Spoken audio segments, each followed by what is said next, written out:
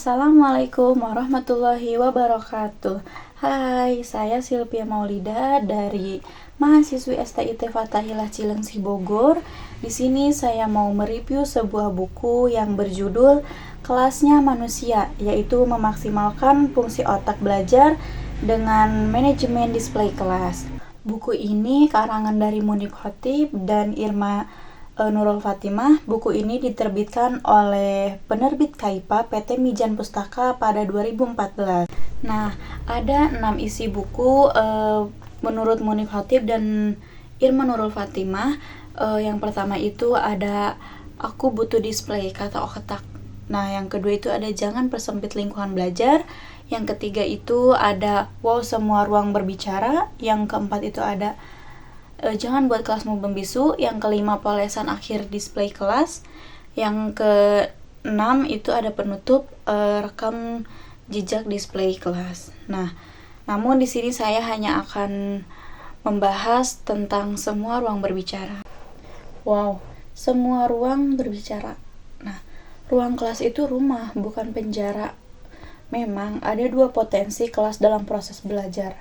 Yang pertama itu menjadi rumah yang menyenangkan, atau sebaliknya menjadi penjara yang penuh tekanan dan paksaan. Nah, Erik Jensen menyatakan bahwa lingkungan belajar mengajar yang sengaja didesain secara artistik dapat menyumbang 25% kesuksesan mengajar. Salah satunya dengan mempercantik kelas. Dengan segala keterbatasannya, ruang kelas itu wajib menyenangkan bagi siswanya, jadi tidak bisa ditawar lagi. Nah, selanjutnya itu ada guru itu desain interior. Lalu, mulai dari mana? Pada dasarnya, seorang guru itu merupakan sutradara sekaligus aktor atau aktris di dalam kelasnya. Nah, layaknya seorang aktris atau aktor, guru itu harus merencanakan. Yang pertama itu ada lesson plan atau naskah yang dipentaskan. Yang kedua itu ada strategi mengajar atau bagaimana naskah itu dibawakan. Yang ketiga itu ada display kelas atau penataan panggung yang dapat mendukung pementasan agar dapat berjalan dengan lancar. Nah, selanjutnya yaitu ada formasi bangku. Nah, kenapa harus ada formasi bangku di dalam kelas? Nah, karena formasi bangku yang dapat berubah-berubah itu dapat berperan penting dalam proses belajar. Nah, yang pertama itu ada formasi tradisional atau konvensional, seperti ini contohnya. Nah, selanjutnya yaitu ada formasi auditorium. Nah, seperti ini contohnya. Nah, selanjutnya yaitu ada formasi chevron, seperti ini contohnya. Selanjutnya ada formasi kelas huruf U. Nah, selanjutnya ada formasi meja pertemuan, seperti ini contohnya. Nah, terus ada formasi konferensi, seperti ini.